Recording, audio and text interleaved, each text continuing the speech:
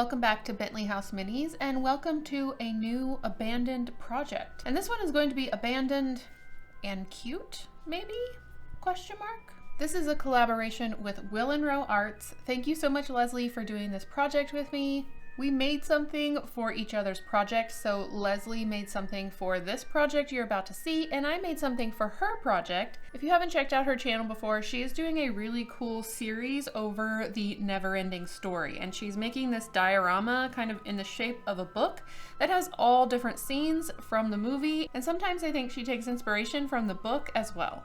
Lesley also does all sorts of different projects, and I've really enjoyed recently her sculpting, which, as you will see, comes into play in this video as well. I'll make sure to leave all her links in the description box below so you can check her out after you watch this video. Today I'm going to be making an abandoned flower stand from a project I kind of already started off camera. Here's the project that I started off camera. I actually started it at an event which was hosted by the Society of American Miniaturists. I will leave a link for them down below. If you're in the Texas area or can get to the Texas area, it's a great group to be a part of because they have multiple events during the year. Most of what I did off camera was just really paint it. I wanted it to look like an old flower market. I also wanted to shout out the Little Bits of Houston because that is the guild group that designed and put together this kit.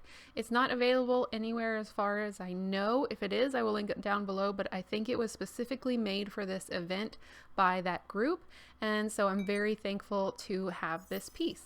The first thing I need to do is finish constructing the walls. So I'm going to be adding in a door frame that goes on the right side, and then there is a window frame that goes on the left. I am putting these into some tight little grooves, so I'm using a jeweler's hammer to hammer it into place. I have found this hammer so handy recently, so if you're looking for a small hammer that you feel like isn't going to just destroy your project, I highly suggest looking into these small little tools. After I know it's going to fit, I'm just adding some glue and then I can gently hammer it into place. I need to think back to the almost year ago when I started this project and figure out how I did the paint work because I need to replicate that on the rest of the walls.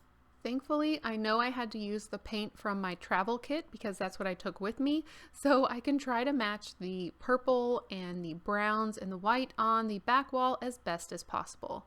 I'm first starting with a purple base coat, and then I'm using some brown along the edges to add some aging, and then once all of that is complete, I'm going over with some watered down white paint.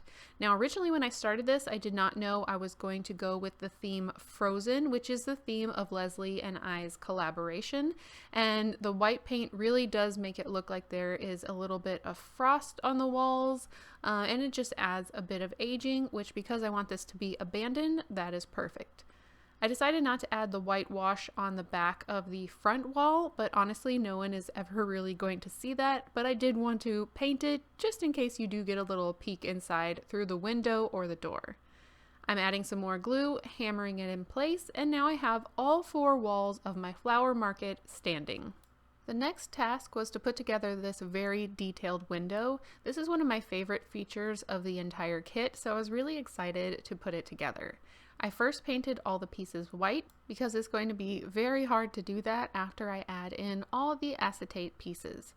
This window looks complicated, but following the directions, it was pretty easy to put together.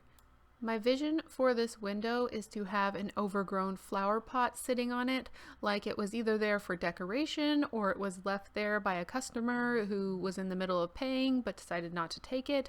I'm not quite sure, but the nice thing about this design is it is made so that you can put the window half open if you would like to.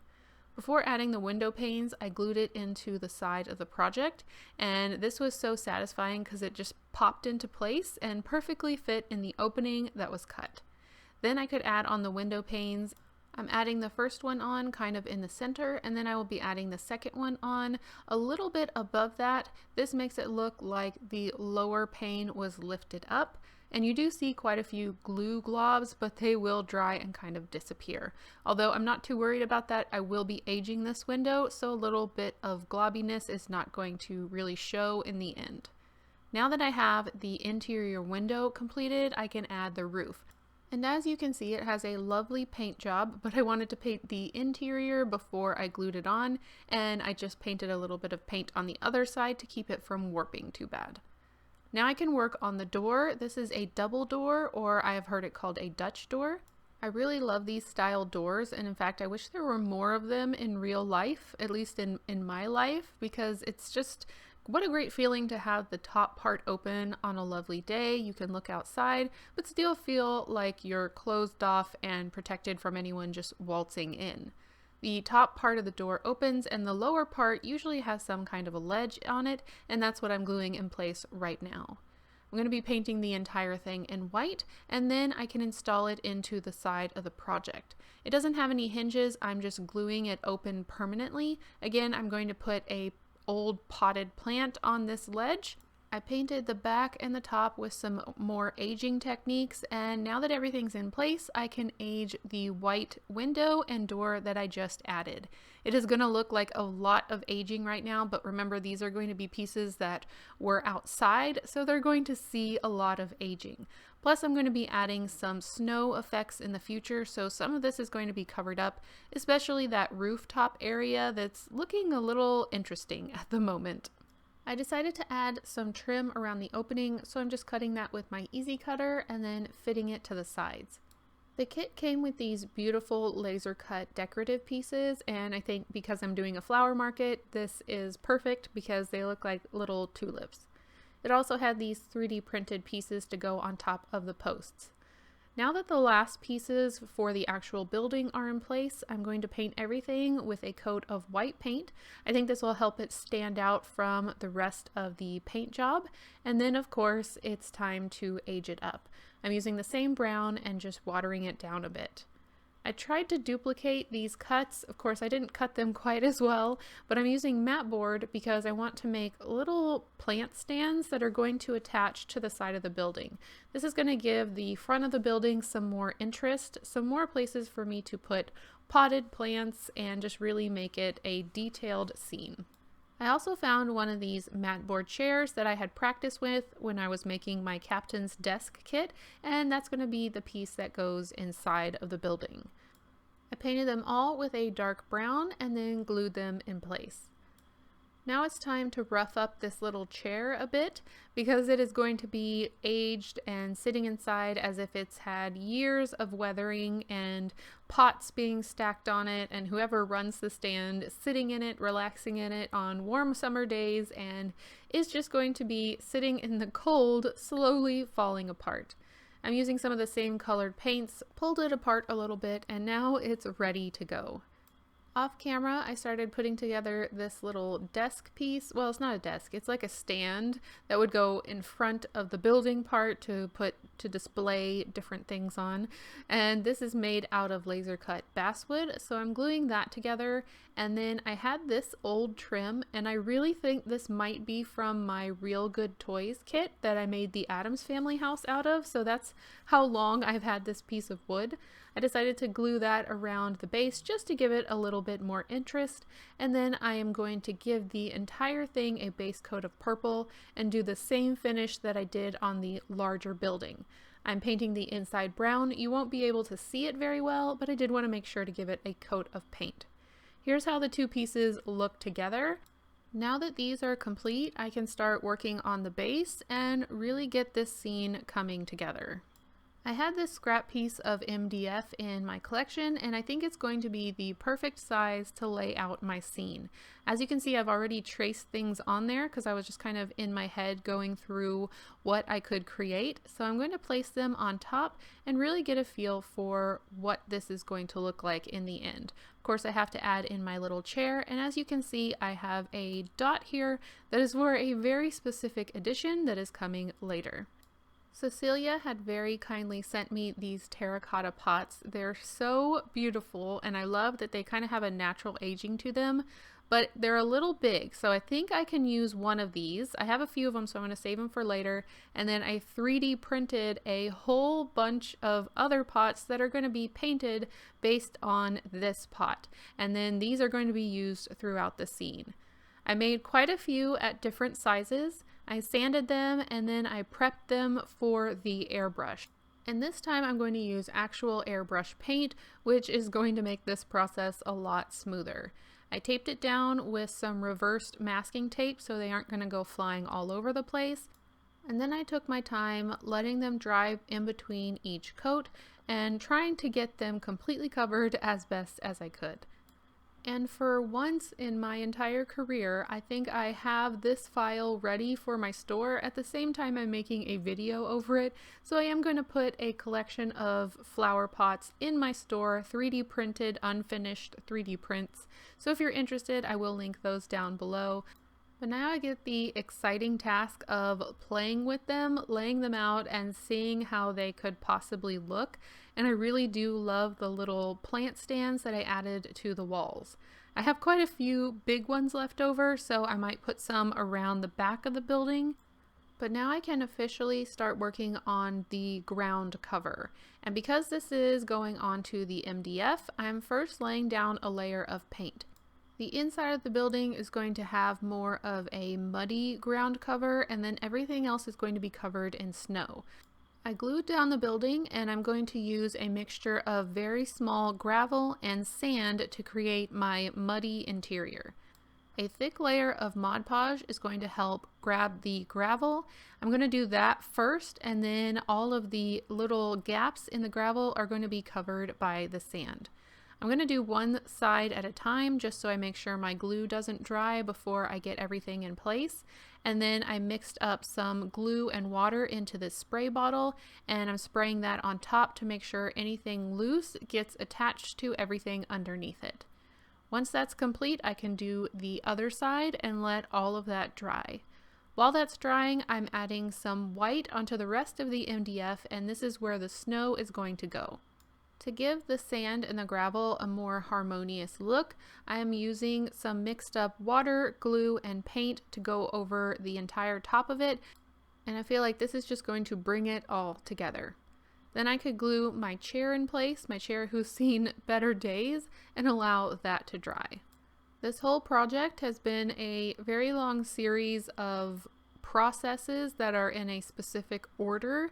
And a lot of times when it comes to miniatures, you do have to figure out, okay, what do I do next? What will I not be able to access in a moment after the next step? And you just kind of go a bit at a time, making sure that everything gets done in its own unique order.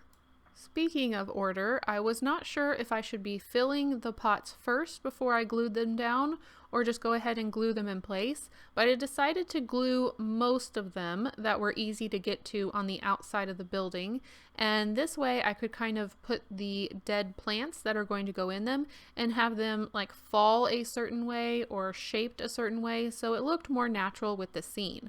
The ones that are up on the shelves inside the building, or I know are going to have some kind of special item added into them, those are not glued down.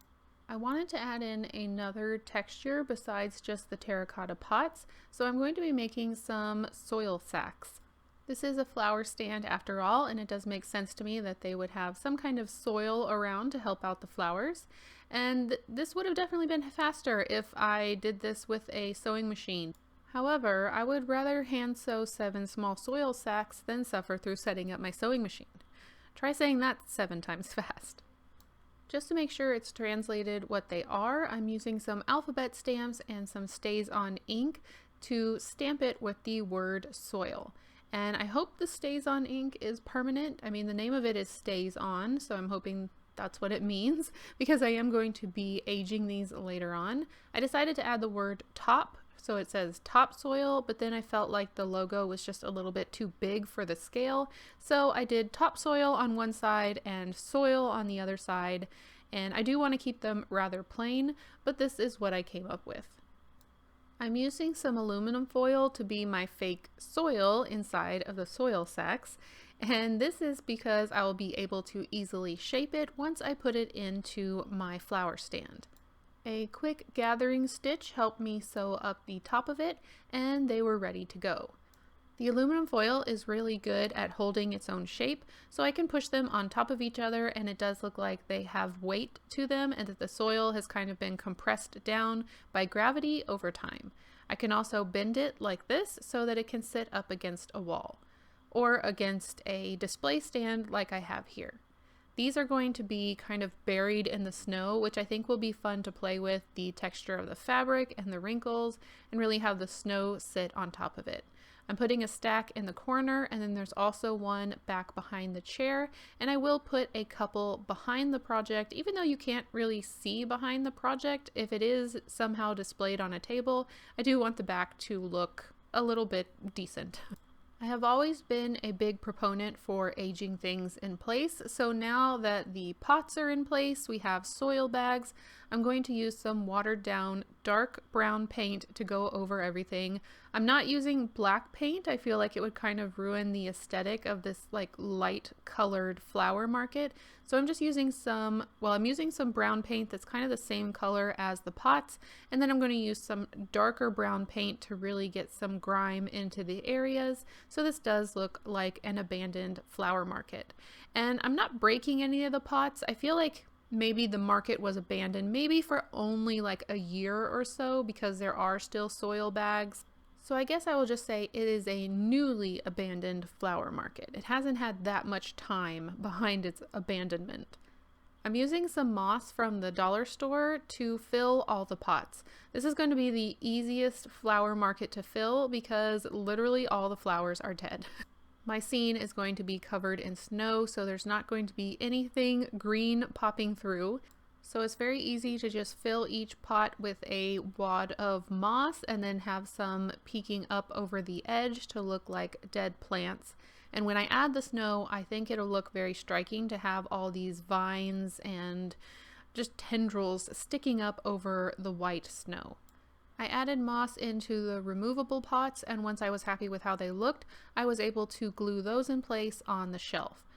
And then, of course, age them.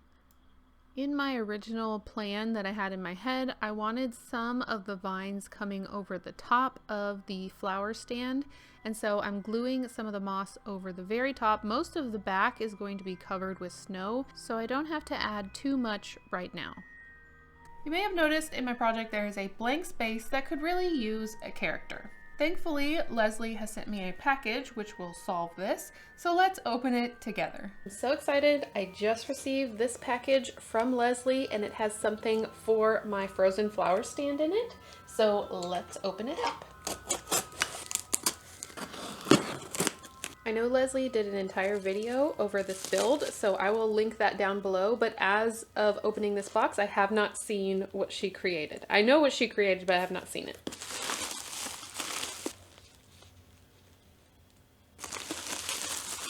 Here's the little fairy. I cannot wait, so I'm going to open her first. Oh, she's so cute. She is wonderful. Let me get my light over here. I love her dress, and look at her little feet. She did put her finger out like she's touching some of the plants, which is something I had an idea for. So this is going to be really cute. Her wings are so detailed.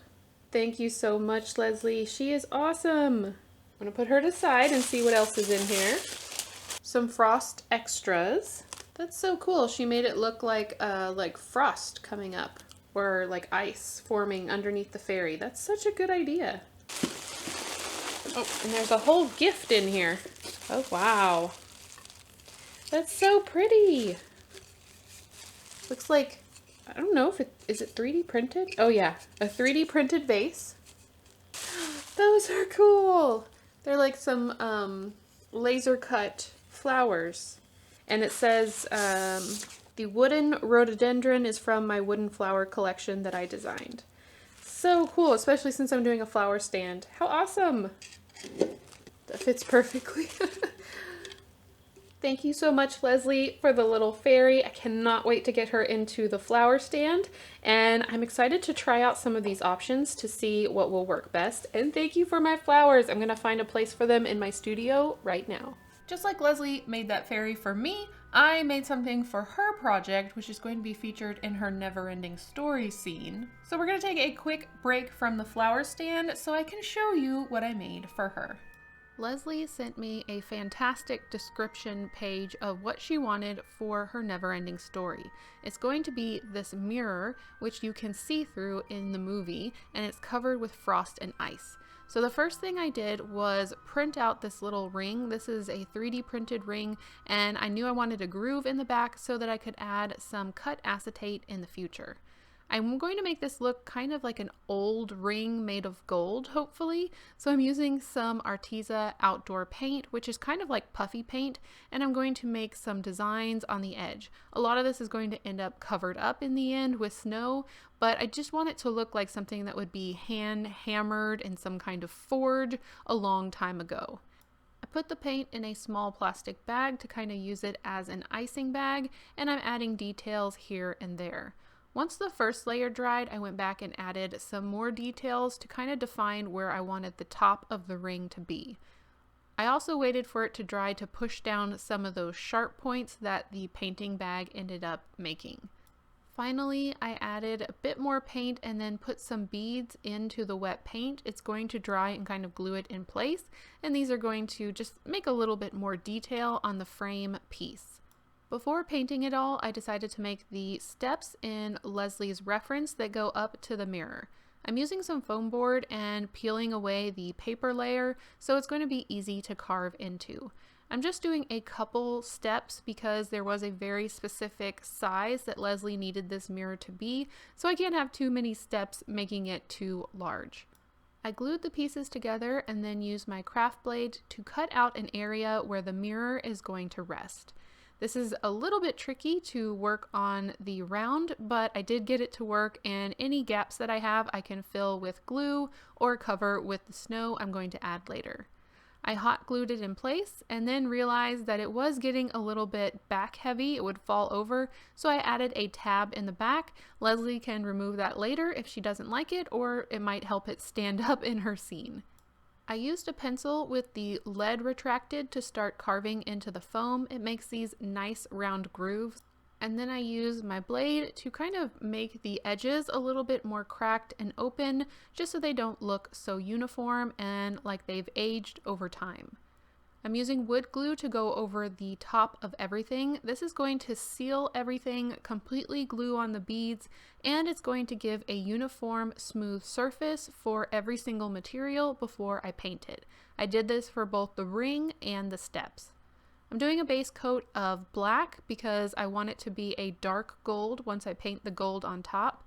Metallic paints can really change how they look based on the color paint that is underneath them. I decided to add some bronze on top of the gold just to give the metallic a little bit of difference in its color. I did the same thing for the ring and the steps because I wanted it to look like all one cohesive piece that belongs together. Finally, I added some watered down black paint to get into all those grooves to make it look a bit older and also bring out the details. Previously, I received some crystals from New Age stones, and I still had quite a few left, which I thought would be perfect for this project. The Neverending Story is supposed to be magical and mystical anyway, so what would be better than crystals coming kind of out like ice formations from the mirror? I glued some aluminum foil on either side. This is going to help me extend the size of my crystals. Even though I have some pretty long ones, I wanted them to be all at different heights. This is eventually going to be covered by snow, but for now it's really helping me get the look that I'm going for. I did this on both sides, trying to make sure it didn't look too uniform, and I feel like it's already looking really magical even without the snow. I laser cut some acrylic, which I need to put in now because I do want the snow to overlap the frame. So I have to add this in, and I wanted to keep the film on it so bad so I didn't accidentally get any fingerprints, but I'm not going to be able to get the film off afterwards, so I'm taking the risk. I'm using some tacky glue to glue it in place and then pushing it with the plastic to hopefully keep it as clean as possible.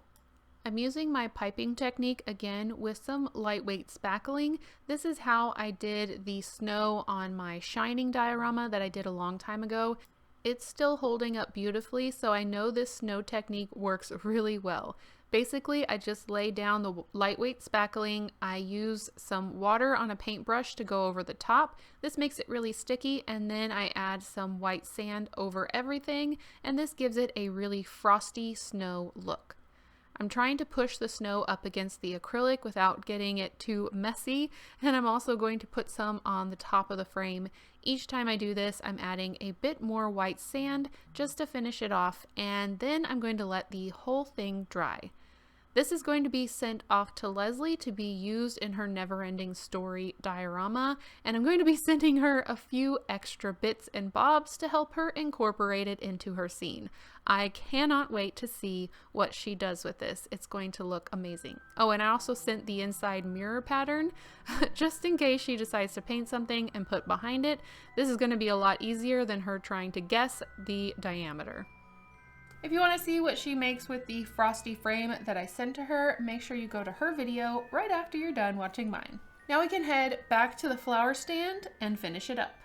The next step is to figure out how I'm going to incorporate this tiny fairy into the flower stand scene. My idea is that the fairy will have come along this flower stand where all the flowers and plants have died, and she's kind of playing among the pots and making her own ice flowers. So I'm going to use this stand that Lesley created to put underneath her. It's going to hold her up near this front area. And I'm hoping once I add the snow, it'll kind of look like the snow and ice is swirling around her feet. Now that the stand is in place, I can start adding some aluminum foil, which is going to bulk up the areas where the snow has gathered. I'm using some lightweight spackling for the snow, and it does dry pretty quickly. However, if it's too deep, it can take longer to dry. So by bulking up the areas with aluminum foil, it keeps my layers of spackling thinner and they will dry quicker. I added the spackling into a bag that I cut the tip off of. This will function like a piping bag to allow me to get it into the spots I wanted. I need water, and then I need some white sand that I'm going to sprinkle on top of everything. I'm first going to start with this line that's back here by the mud and sand and gravel, and I'm just going to go for it. Sometimes you just have to start the process. So this is the same method I did for my shining scene where everything was covered in snow, and it is still holding up so well. So I knew this was the method I wanted to go for with this scene. So what I'm doing is adding a layer of spackling, and then I'm using a brush with some water to flatten it out. It kind of melts it into place. Then I can use the white sand on top of everything. It automatically sticks to the wet spackling, and it just kind of works perfectly to give it this glistening look of snow. You could use the spackling by itself, but I just really like the look of the white sand.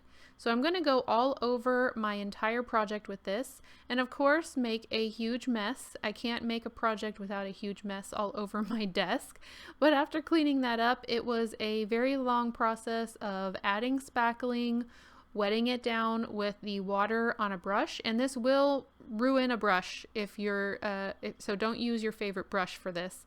And then I'm just going a section at a time so that I have enough time to sprinkle the sand before anything dries.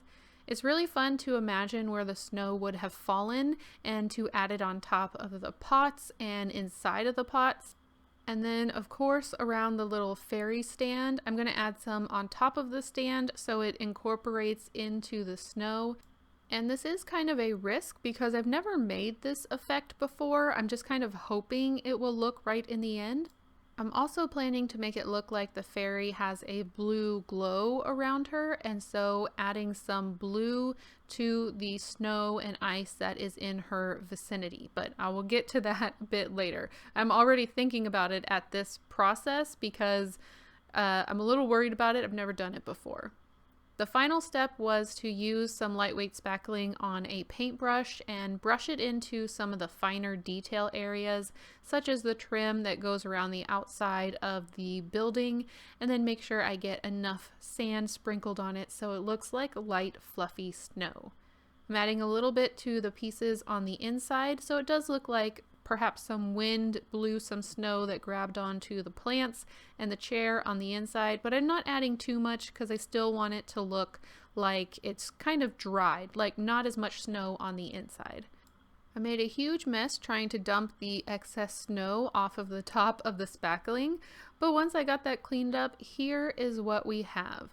I am so happy with this. I love how bright the colors still are among the white snow, and I really just love how the pots are like a dark brown and kind of fallen over, and all the little wispy plants are sticking up and just creating a lot of interesting details to look at. Our scene has been officially set for the little fairy. When I first opened her up, I was a bit worried about the blue because there's no blue in my project at all. But then I saw this as an opportunity to incorporate her into the project, my project that has purples and oranges and browns. I am going to make it to where it's not that she doesn't fit, but that she doesn't fit on purpose. I'm trying to explain, I'm trying to figure out how to explain this, but that I'm showing that there is something magical about her presence that makes her different from the other parts of the project. I'm using some blue chalk pastel that is a color close to her wing and hair color, and I'm spreading that over the top of the snow. And I'm testing this on a little piece of mat board before I do it. I used some water because I felt like it wasn't spreading out like I wanted it to, and the water did spread it out a little bit, but as you can see in this close-up, it just kind of looks like somebody spilled their Gatorade all over the ground. It isn't quite giving the effect that I want. So I am going to go back with my same process of adding spackling and some water, and I'm going to do a very thin layer of snow that's going to cover up this blue. I want to still be able to see the blue underneath it, but I'm hoping it will be a lot more diffused and it will look more natural in the scene.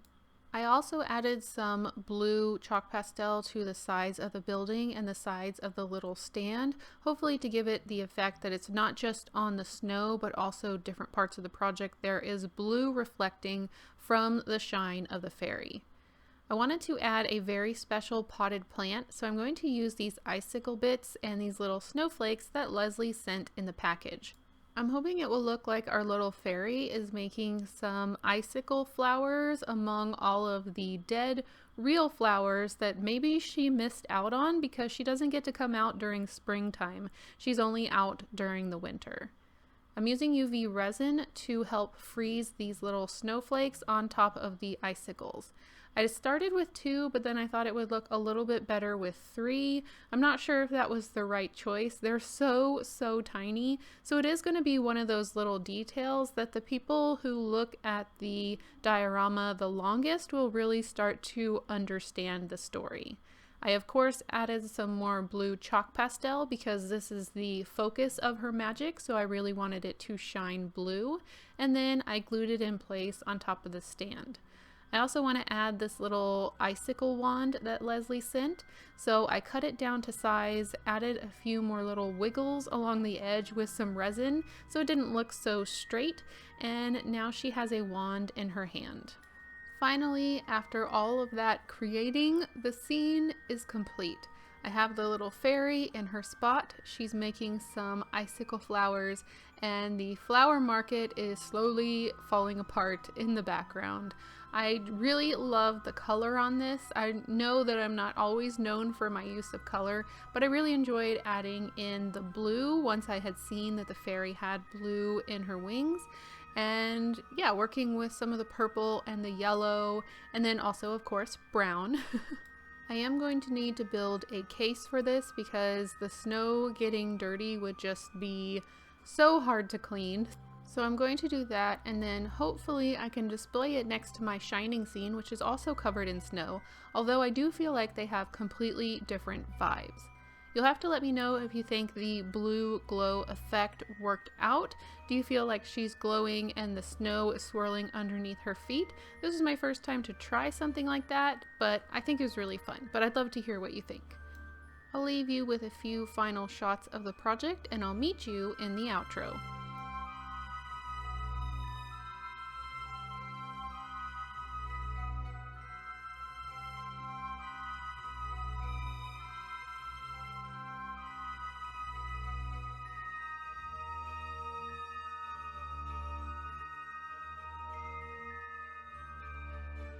That's all I have for you today. Thank you so much, Lesley, for doing this collaboration with me. Lesley actually has 2 videos on her channel, Willinrow Arts, which you can go check out right now. Last week, she posted how she created the fairy that you saw in this video, and today she is going to be posting her never-ending story diorama that features the frame that I sent to her.